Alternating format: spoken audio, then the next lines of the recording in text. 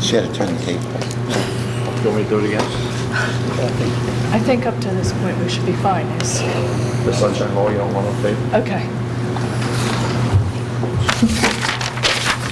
This meeting is being held in accordance with due public notice thereof and pursuant to the New Jersey State Sunshine Law. Notice of this meeting was advertised in the press, and a copy of same has been posted on the bulletin board in the municipal building. The issue tonight is a presentation of the strategic planning report, which is being prepared to examine post-Sandy planning issues by James Rutala, professional planner. Do you have anything to say before I turn it over to him? Introduce the mayor. He'll introduce him. Oh, what I thought was Jackie was actually the mayor sitting over there. Mayor Mike Becker is present. Welcome, sir. Well, I want to go up there. Please be sworn in.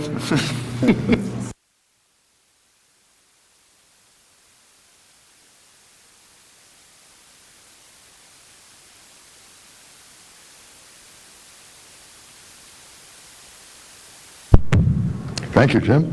Everybody's Jim here.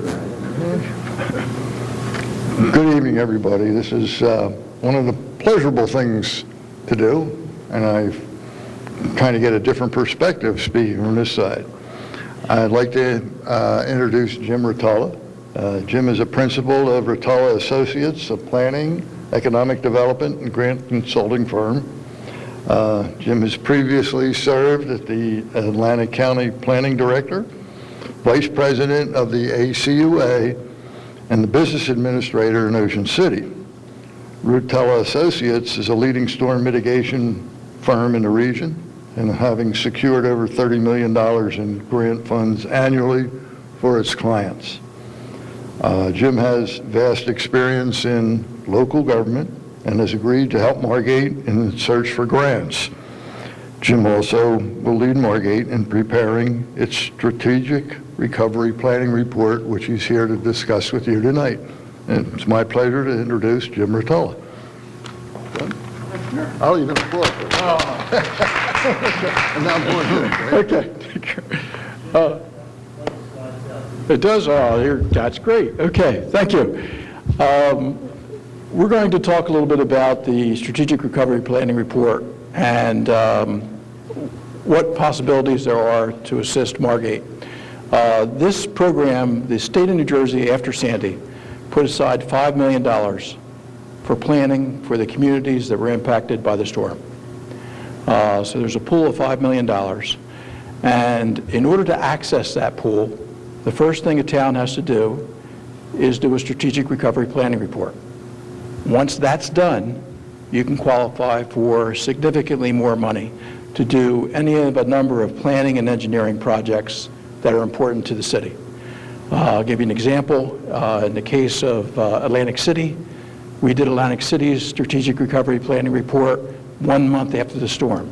By Thanksgiving, the report was done, it was submitted to the state, and Atlantic City is qualified for $350,000 of funding to plan a number of different projects throughout the city.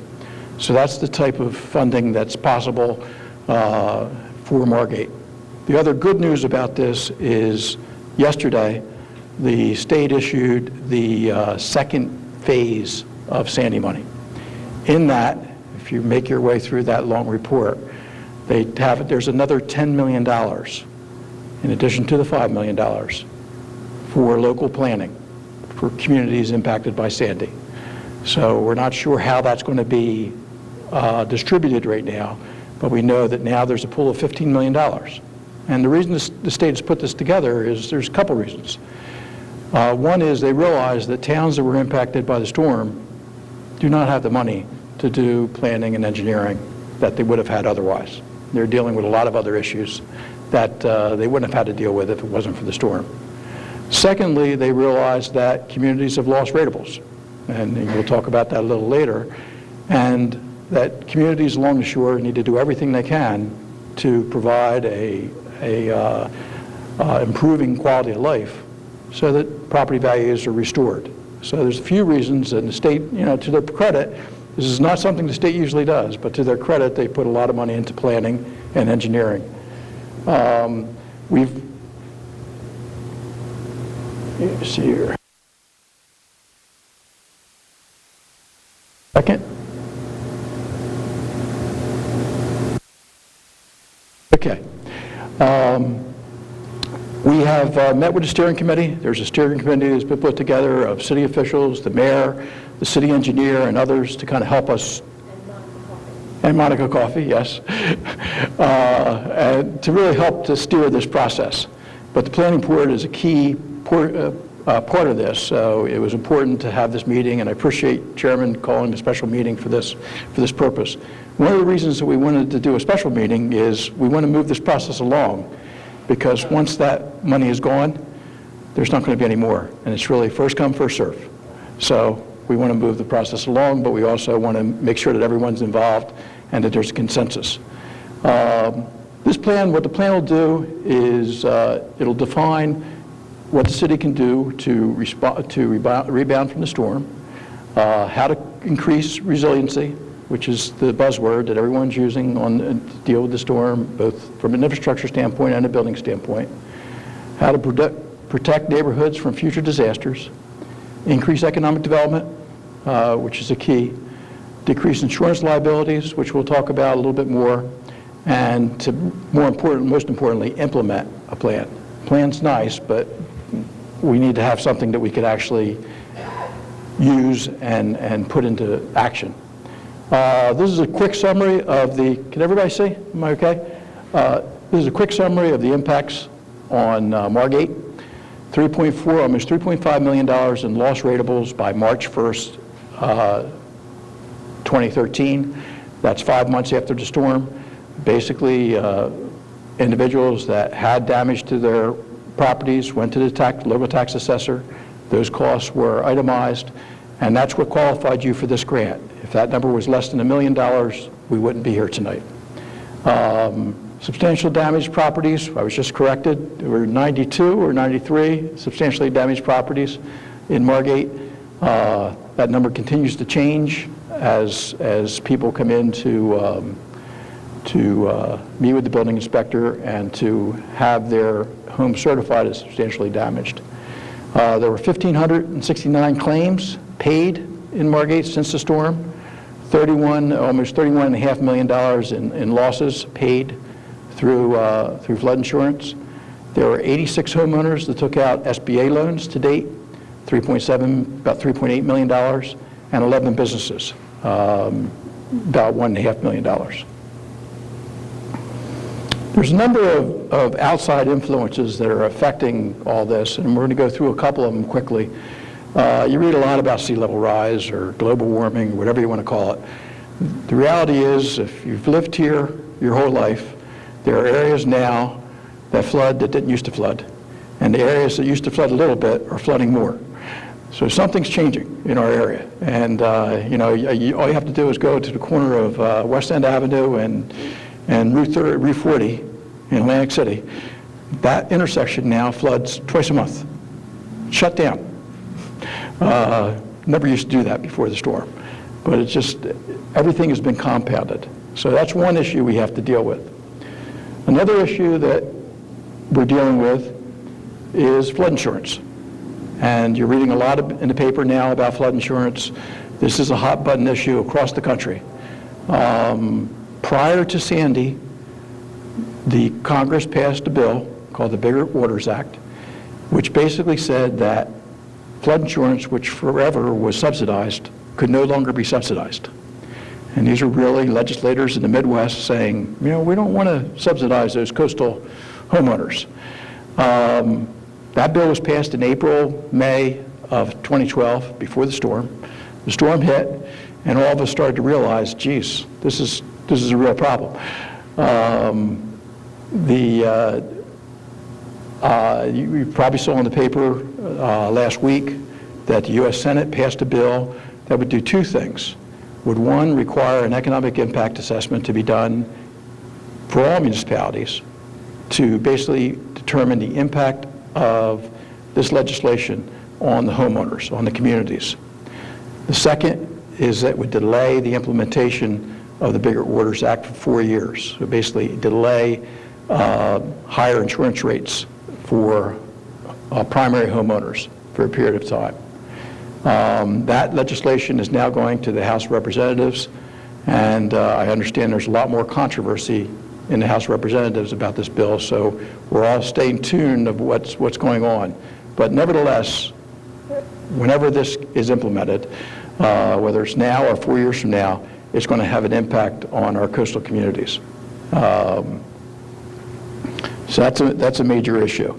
There's some things that we can do to deal with this. One, as I mentioned, Congress is looking to address it and to extend the phase-in period.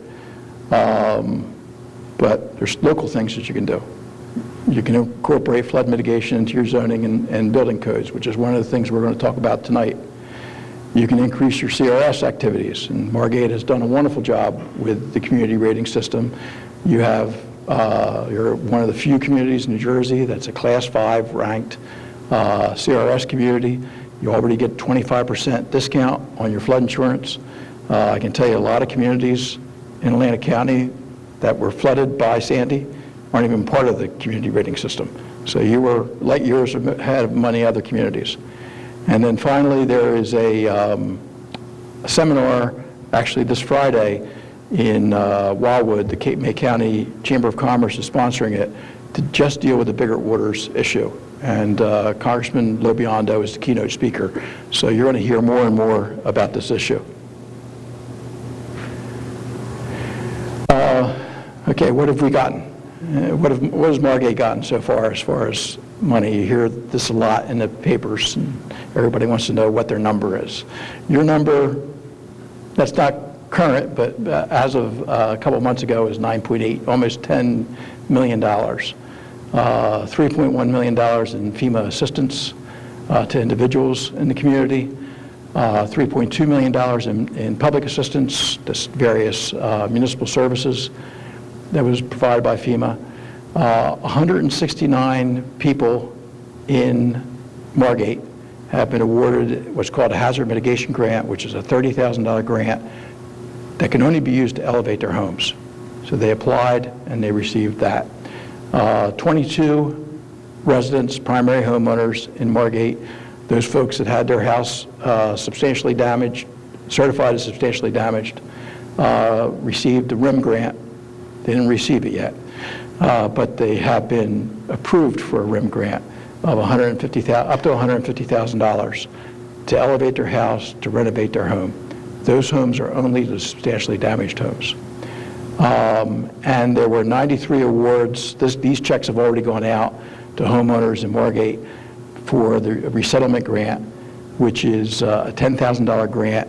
That is really, that focuses on, actually that should be $930,000. Those grants are to help people pay their flood insurance, basically pay their expenses that they have now as a result of the storm. So there's been some funding that has flowed to Margate.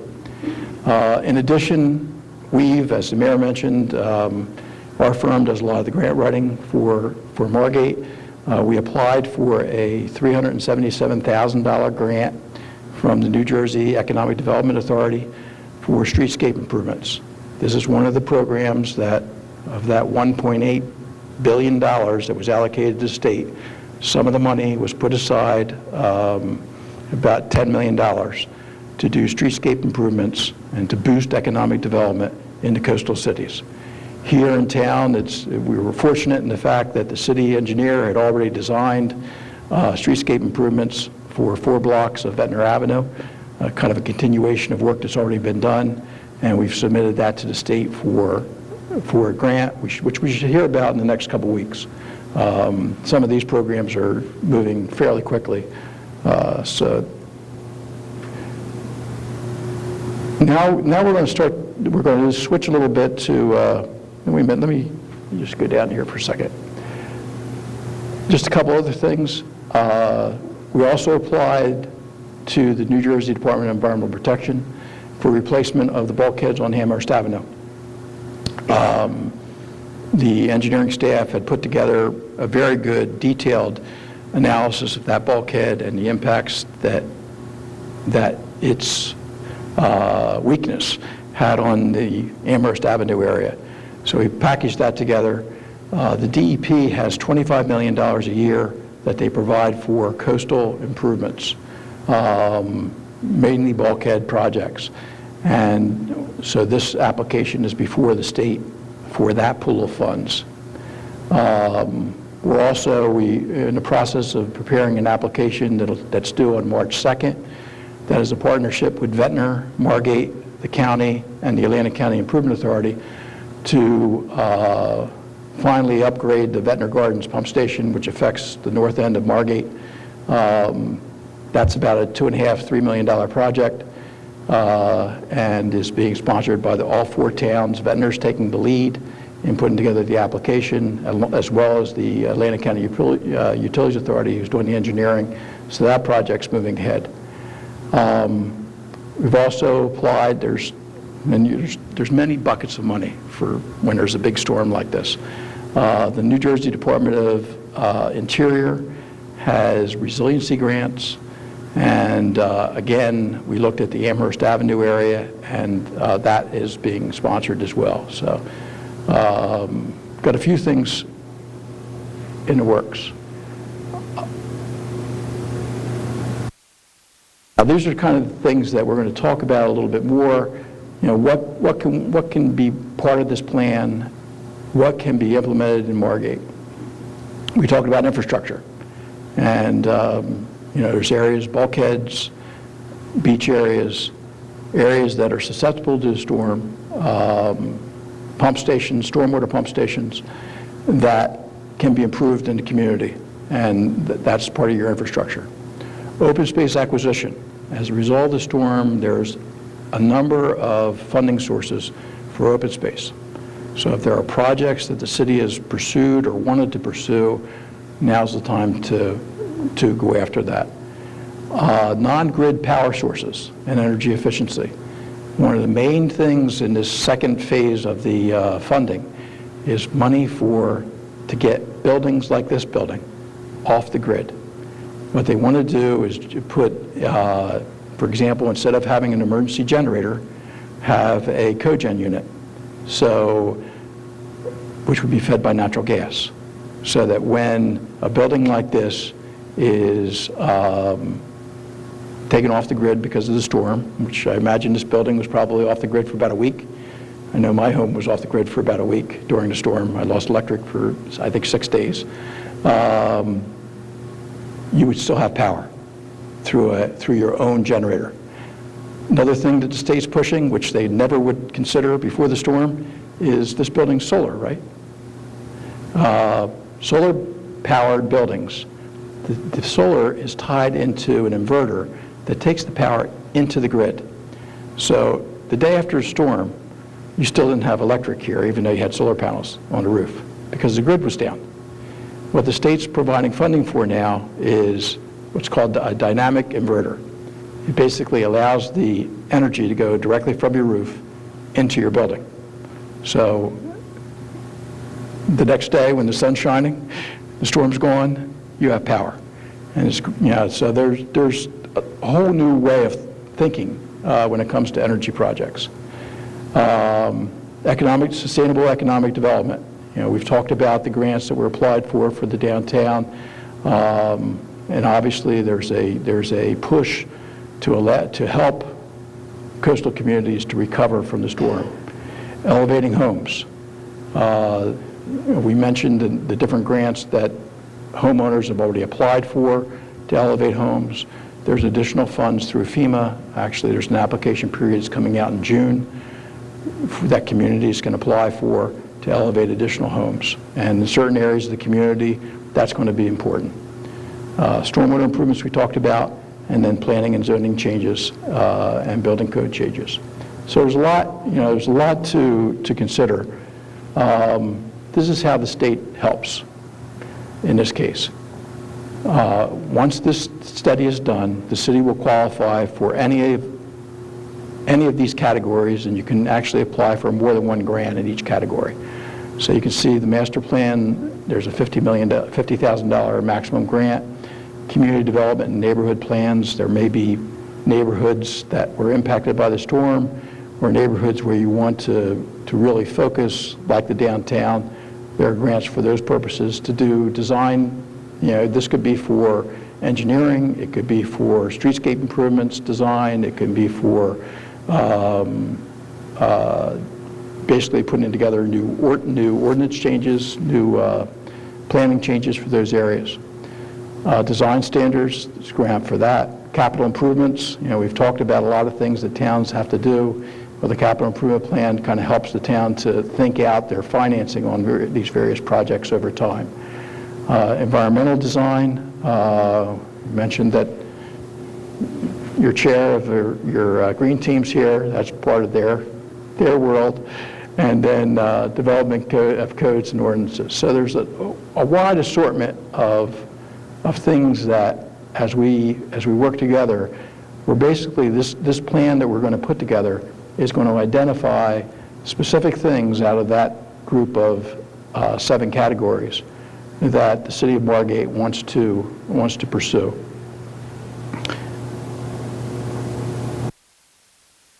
And then these are some of the zoning issues. And then after this, I'm going to stop speaking and take questions and hopefully have a little bit more of a give and take. But these are the planning issues. These are the issues that you, in many cases, have already addressed, because I know Margate's ahead of a lot of other communities in dealing with the post-Sandy zoning issues. But there's going to be others that you might want to consider. Increasing freeboard obviously helps you with your CRS as well as protects your community. I know the second one you already have covered as far as measuring building height from the base flood elevation. Some communities do not do that. How you define substantial damage. You can, right now it's defined as 50%. It can be less. The period right now is 5 years. It can be longer. The give and take here is, the impact on the homeowner versus the impact on the community.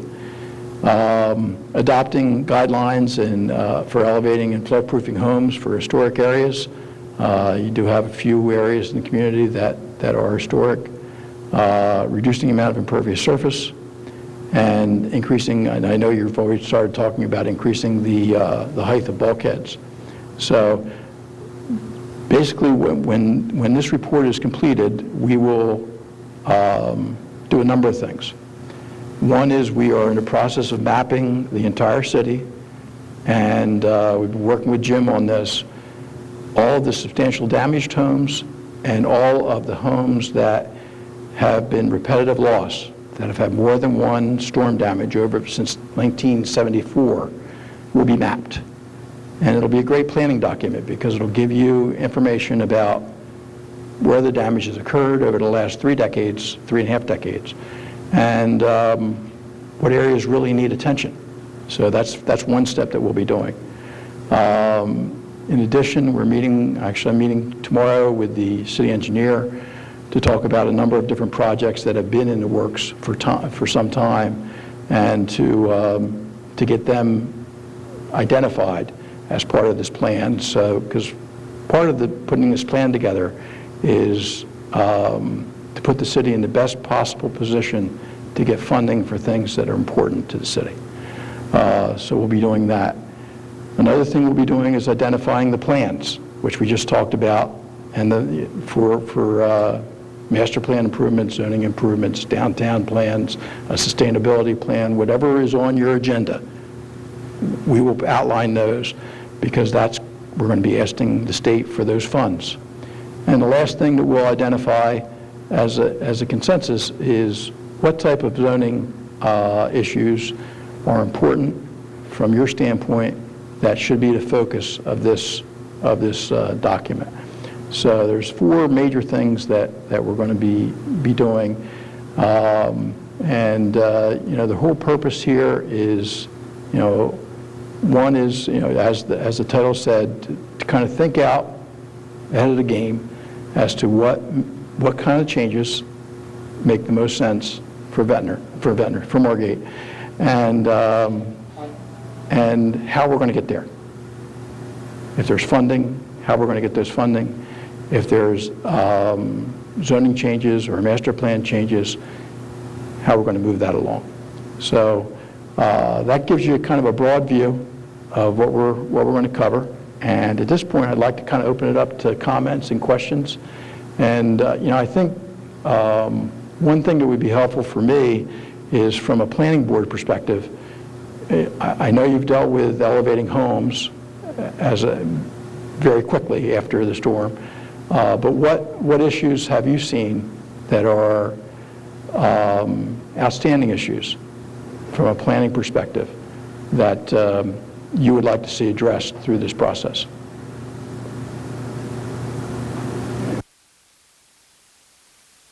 Roger will start. Just to kick it off, I'll start with one. The city recently, the city is in the middle of passing an ordinance to raise the bulkheads along the bay by 1.3 feet. And that's going to be passed, I think, this Thursday. And of course, that's to, help in the light of future flooding. But there will be issues related to the raising of those bulkheads, such as what should we do about our current ordinances on deck heights, first floor heights of houses along the bay, grading changes along the bay. It's kind of a complicated, interrelated pattern. And maybe we haven't raised it high enough at 1.3 feet. That was just almost a stopgap, easy way of just doing something. So I'd like to suggest the idea of, outside of a master plan, a complete master plan, a specific study along the bays and canals, the bayside canals of Margate on those issues. Bulkhead height, decks, grades, house heights, and other related, maybe accessory structures. And Jim, when you're meeting with Ed Walbert's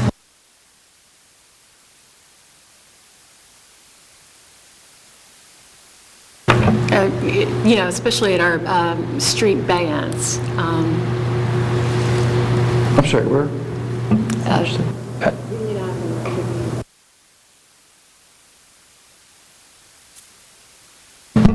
I asked Jim to meet, when he's meeting with Ed Wahlberg tomorrow, to address drainage problems that we have, specifically at the end of Union Avenue, Union in the Bay. Okay. Just going back to Roger's point, so the first task would be, from an engineering perspective, to really determine what the ideal height of the bulkhead should be based on the new flood maps and based on exposure in the city, right? Yeah. And then from there to look at the land use implications of whatever that height is. Yeah, absolutely. Okay. Yeah.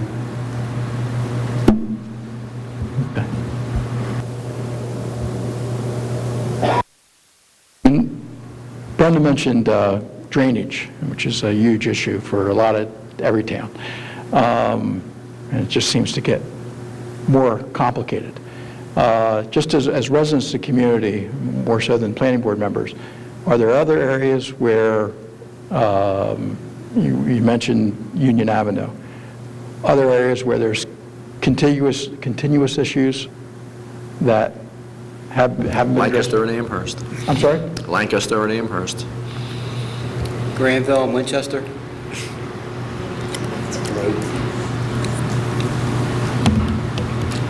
Jim, I think we have a problem at Thurlow too, right? Thurlow and the Bay. And then we have astronomical high tides during full and new moons, and we have flooding on beach blocks, but depending on what happens with our shore protection project, if we get the nourishment, my understanding is it's going to double the width of our beaches, so that might help lessen or allay the flooding issue that we have there. And the bulkhead issue And the on the bulkhead beach as was well. an issue as well, right? How about, I'm sorry, Thurlow in the Bay has no bulkhead at all. where's that? Thurlow in the Bay. It just runs, the street just runs right down to the rocks. There's no bulkhead at all. Are there any other areas of the city along the bay that we don't have bulkheads? I'm thinking one thought comes to mind is Jerome Avenue. There's part of Jerome Avenue, I think, behind the log cabin. I think that's just rock. The whole stretch. The whole stretches? And then Bayshore Drive. And be- Down at the end towards Ventnor. Did you- Shore Fredericksburg. On the Ventnor line? On the Ventnor line? Yeah. I don't think they let.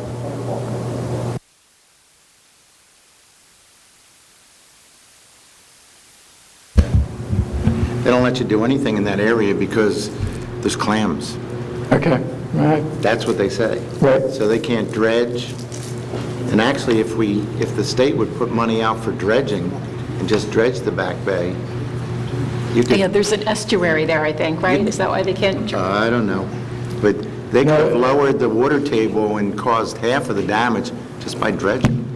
right. It's really bad. Dredging it's an interesting issue. As I was saying before, everything kind of changed after Sandy. The state of New Jersey, there's no dredge spoil sites. There's no material sites in South Jersey. And there's been study after study that has been talking about what they call thin film spraying, basically spraying the spoils on wetlands areas and provides nourishment for wetlands areas. It's done in Virginia, it's done all over the country, it's not done in New Jersey. Now it's a good idea. And it's being supported, and actually we're working on a pilot project in Summers Point for our area, which I think we all need to kind of be partners in, because if you're going to raise the issue of dredging, the real issue is, well, where do you put the stuff? And I remember when Amadeo was in office, we had conversations with him, and I'm going to pull a number out of the air. My recollection is there was $800,000 available for the dredging of the lagoons. I think Ed may have spoken with him about that, so maybe that's something else we could talk to him about. And he mentioned to me in Atlantic City a possible scenario where we could put the spoils, and he can fill you in on that tomorrow. okay, good. How about, I mentioned earlier on Amherst Avenue, and both, from a standpoint of storm protection with the bulkhead area, but also, it's part of your commercial base. It's an active area, it's a well-known area, and, from a planning perspective, do you think that this is an opportunity to kind of look at that as kind of a planning area and determine if there are ways to enhance it beyond what's there now? I absolutely think so. Talking about the restaurant district of Amherst Avenue, there's been talk about elevated walkways, perhaps. Certainly the bulkheads have to be improved, possibly raised to protect. That was a badly flooded area from Sandy. What about a little boardwalk area there along the bay? Yeah, that's what it's some sort of a boardwalk or elevated walkway that could be engineered and planned to provide flood protection, a tourist attraction, and help the businesses. Goes to the resiliency, Right. in a lot of ways. That would be great. That's part of sustainability. You have a good commercial base there already, but, if it can be enhanced. That restaurant district is a regional economic Sure. area. People come from all over for that. And Jim, we have this large area of open space that the city owns most of, near Margate Terrace, near Fredericksburg and Burke. And This area? It was in the master yeah, plan? right, yeah. Okay. So over the last decade or so, the city has picked up a lot of odd lots and assembled, 80, 90% of it. There are still some outlots that may be considered developable if money could be raised, secured to acquire those outlots. The 7 parcels he's talking about. Yeah.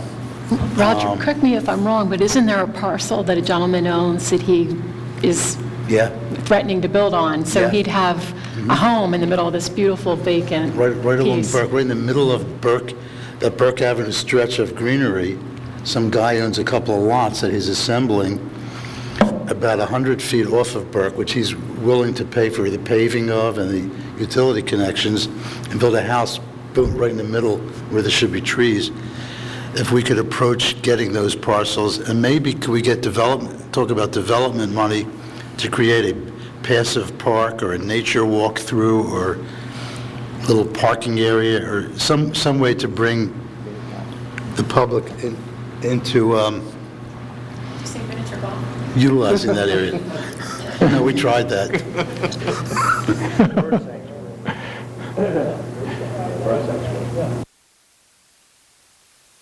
Jim, as far as that Amherst Avenue goes, I think raising the bulkhead and actually going higher, I've been a very strong proponent of getting to 11. And your houses right now are built 11, 12, 13, and our ordinances are where you have to step down and the bulkhead's lower. So we need to address that as a board. But as far as Amherst Avenue goes, if we get the bulkhead up, you could put a nice boardwalk there. You can make, we don't have a boardwalk on the beach. We could have a beautiful area. But I think we also need to address the outdated bladder systems and there's no pump. We need more efficient pumping so that if you do get seepage through the bulkhead, it'll put it back out. Right. And I think that can be engineered with the technology today to actually keep the water from coming in, and the little bit that does come in goes out. Right. If I could piggyback on what Tom's saying, too. Some of our drains, we have the older ones where, like, we've got the grill on the bottom, and Jim, and help me with my terminology, but we've got the grill on the bottom, but then the back part is wide open. And what happens is plastic bottles and stuff, bigger things they go down our drain, and they clog our drain, and we can't, we've got to spend lots of thousands of dollars to go get it unclogged, and, or we have flooding. So if we could get better drains that have backs so that the big things don't fall down in the drain. Floatables. Okay. Yep. Okay. We talked about some of these, what's up on the wall. Things like the Amherst Avenue would be a community plan. We talked a little bit about the downtown. Are there other specific sections of the city that need attention that you would want to be a focus of kind of a neighborhood plan or a business plan? Washington Avenue, where the Wawa is, across from the City Hall, we have those ugly orange barriers. We actually put in a grant for that. We put in a DOT grant to remove those barriers. Your city engineer did a real nice design that would enhance that. Hopefully we'll get that grant. But that's a good point, though. Those types of things that we may already have in the works, we're going to identify as priorities, because one, it supports what we're already doing, and secondly, if we aren't successful, then we have that detail that we can use in the future. Sorry. Right. The flood's very badly there. Right. Heavy rain, floods very bad.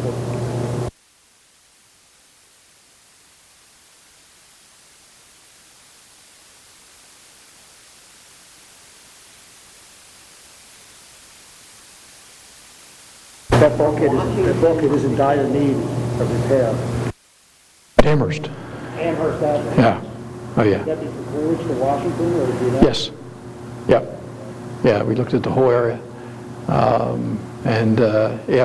It was all photographed. There's great detail on what needs to be Yeah, done. the concrete's caving in there now again, and it did that 2 years ago.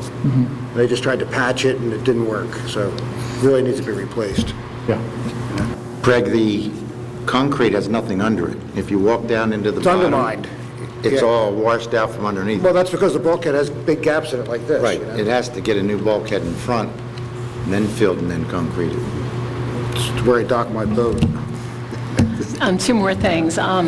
We, as the planning board, okayed Sunbank to be a restaurant, but they never they haven't started anything. Does anybody know what the update is on that? Because that might be a nice open space there, too. Well, They just came back. Yeah. Oh, they just came back? They just came back, they're putting 2 apartments up there. They are starting, they expect to be Oh, open okay. very shortly. I must have missed that meeting. All right, I'm glad there's going to be some development there. And then, oh gosh, I just lost my thought. I'm sorry, I'll come. We getting funding for, Next to City Hall, the Old Historical Society, we had some damage there in that building, but instead of repairing it, what the plan is to demolish that and make that parking, because we need it with the courtroom being there. So with that being said, because it's such an area that floods so easily, I think we need more drainage. And I think concrete that's porous is available, but it's more expensive than regular concrete. So I'm wondering if there's some surfacing that we could do there that might be more, that might be better for drainage, that we could ask for money for. Well, I mean, we talked about Washington and Ventnor, we talked about this area, that whole area probably needs to be studied from an engineering perspective, from a stormwater, because it's a dense area. It's low-lying to begin with, and there's been problems.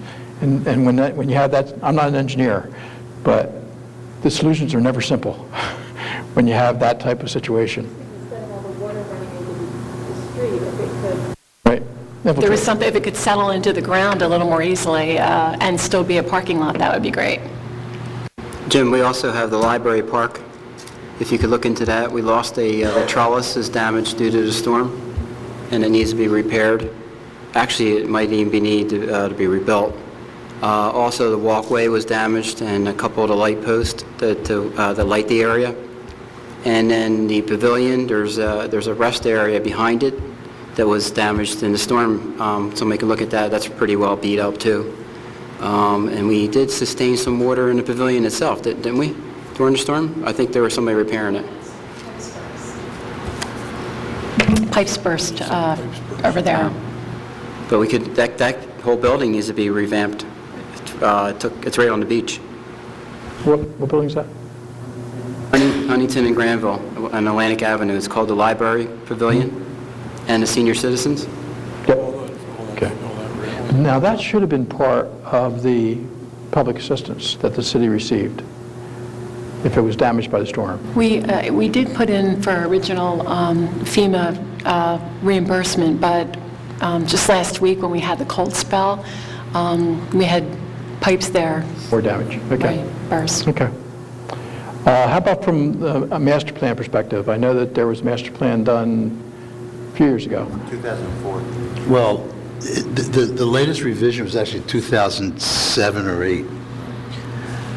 And so we're looking at the legal requirement at 2017 or something like that, but I don't know if the board feels it needs to be accelerated or not.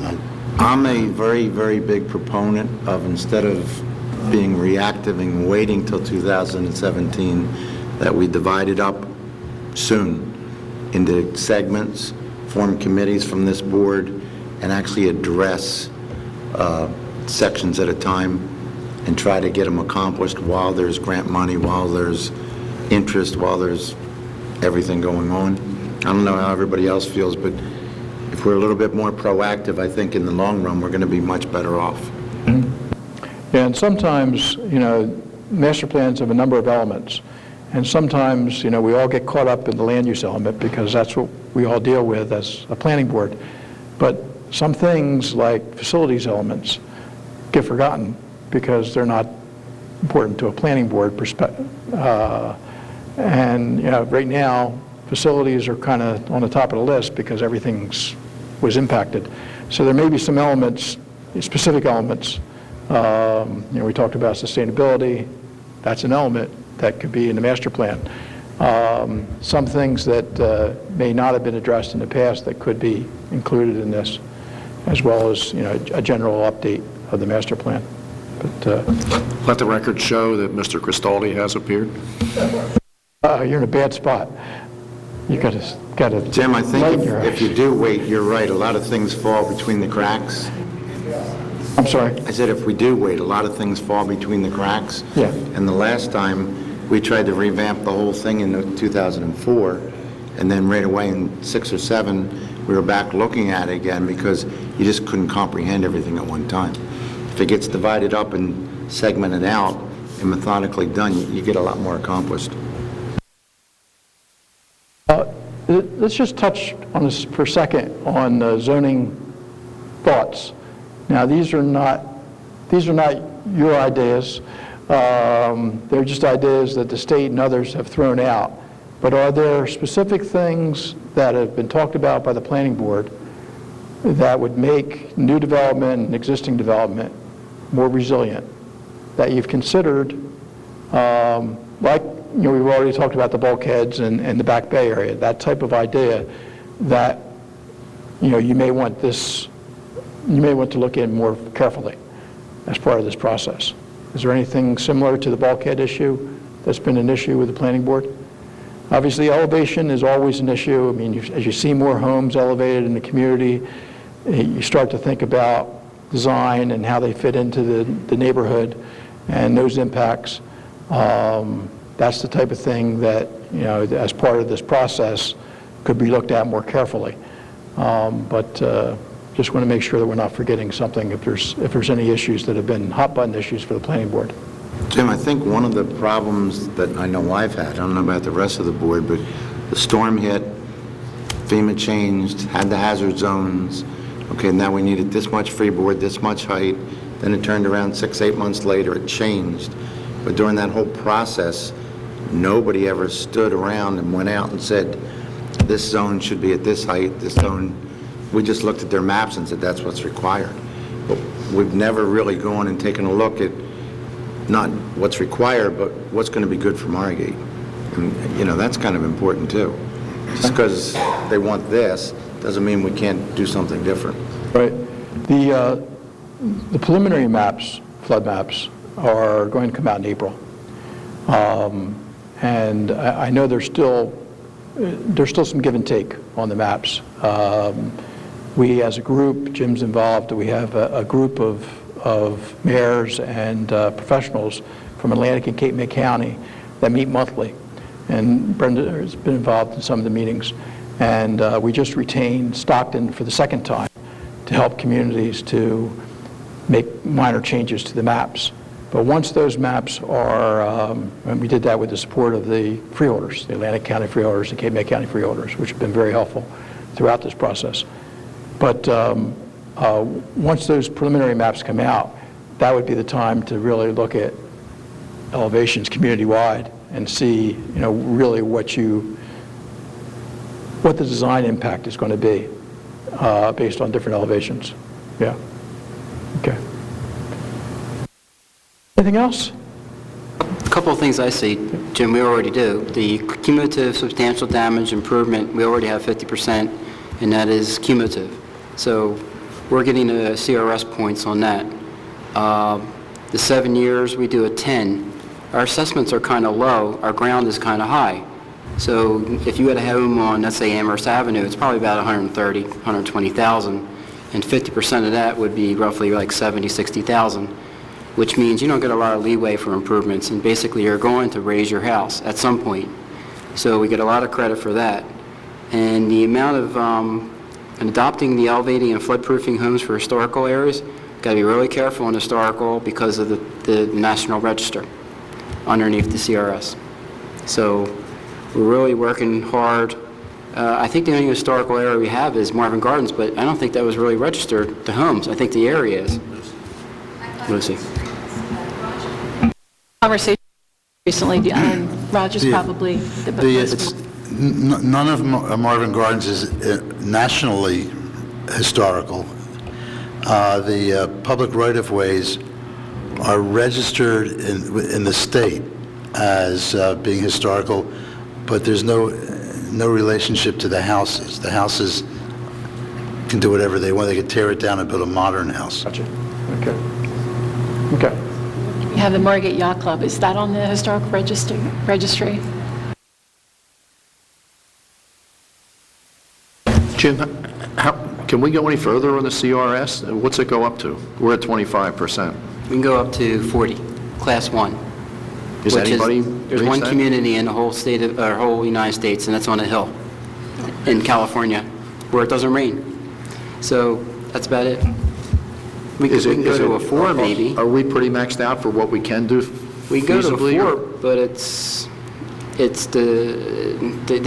it's almost like they want you to go to a 4, but what they're going to do to you after you get to the 4, it's insane. It's like they beat you down.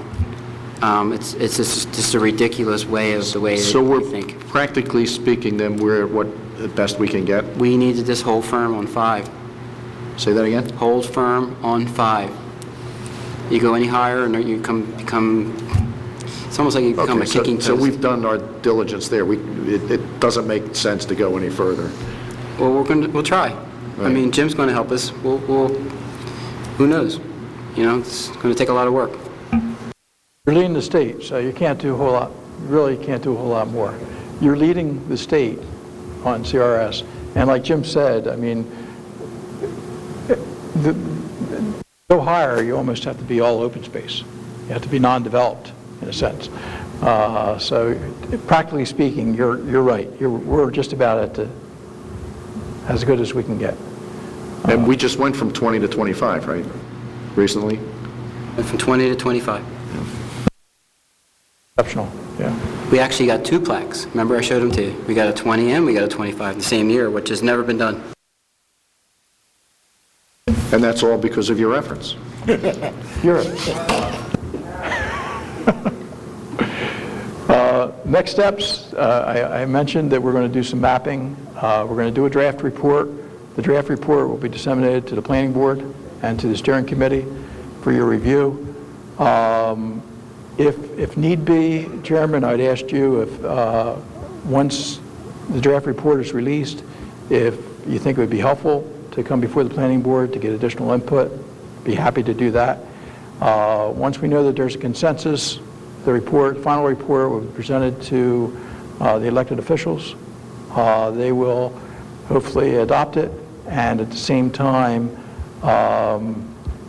recommend the next steps where we're going to apply for funding for additional planning work. Could you, excuse me, be a little more specific as to what's needed from us? What's needed? What is needed from the planning board, the near term, midterm, long term? I think 2 things, really. One is, from a planning perspective, just going back one slide, anything that you think would help you achieve your mission, that would be additional planning work or engineering work that would help the planning board over the next year or so. We want to make sure we identify that. I have a good list that you've all contributed to tonight. I'm going to put that together and distribute it. But if I'm missing something, let me know. That's number 1. Number 2 is from a regulatory standpoint, you know, these are some things, we've talked about them, some has already been addressed, some really can't be addressed. But if there are things from a regulatory standpoint that you think would be important for the city to at least consider, then they should be identified in the plan. You know, we talked about, you know, looking at the building heights after the preliminary maps come out. That would be one of the things. We looked at coming up with more design standards for the Bay Area. That would be another, you know, zoning regulation change. So those types of things. Okay. That's it. I have a question about the permit impervious pavement. Impervious is the word that I was trying to come up earlier when I was struggling. But do we have anything in our zoning ordinance now that addresses that? We do. We require for all new construction or major renovations that 35% of the lot must be retained as impervious. And that's pretty, I think that's pretty high. I don't know that we have much room to increase that, and certainly not just making up a number like 38 or 40 or something. I mean, I would think they were, do you know from other communities? Well, for a Barrier Island community, you're right. That's Well, pretty good. Yeah. You know, Yeah. I don't think that there's much we could do there, and if we did, it would have to be an engineering study to prove that we're not hurting people in terms of what they can build by demanding more. But I think we should get credit for what we've done. Well, I'm sure we have. Yeah. It's high, yeah. Yeah, what you find, Brenda, is that for Barrier Islands, you know, and it sounds like from a design standpoint, you've already taken this into account, you know, by having good standards, but your solutions start to be pumps and Because there's pipes. only so much land we can build on. Exactly. Yeah. And you're totally built out. So, you know, the solutions are more complicated, unfortunately. Yeah.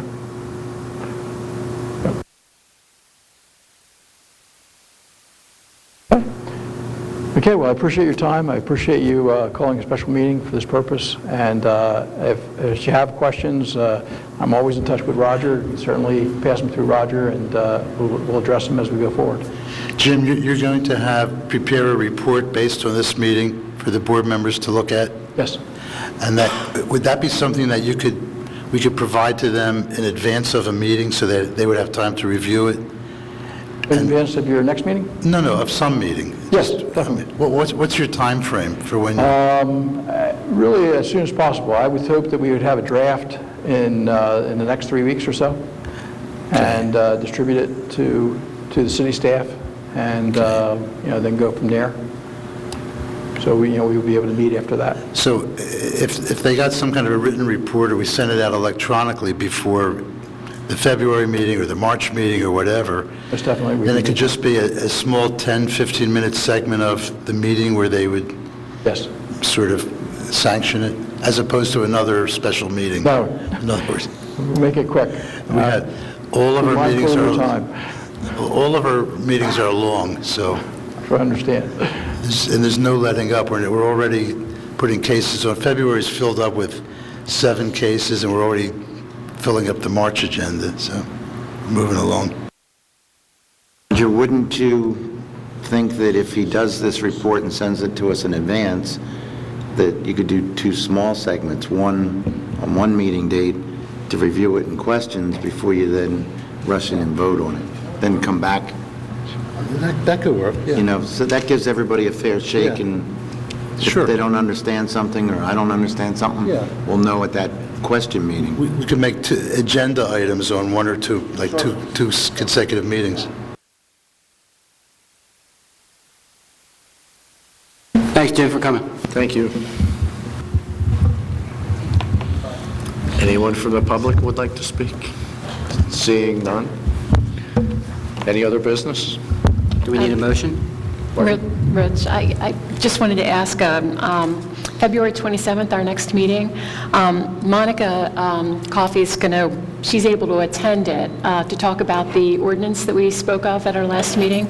Hopefully, I'm going to be out of town. I have jury duty this whole month, so I'm hoping that it'll be over by the time I'm supposed to go to Florida, and I don't think I'll be at this meeting, but Monica will be here to speak about it, and I just have a favor to ask to see if maybe she could go first. She'll be brief, but then that way she has little ones at home, that way she won't have to be here till 11 o'clock at night to talk, if that's okay with you. Is that okay with you? Thank you very We'll much. put you first. Thank you. I motion to adjourn. I'll make that motion. Second? All in favor? Aye, we're adjourned. Wait until a clear day. All right. You know, I'm just saying,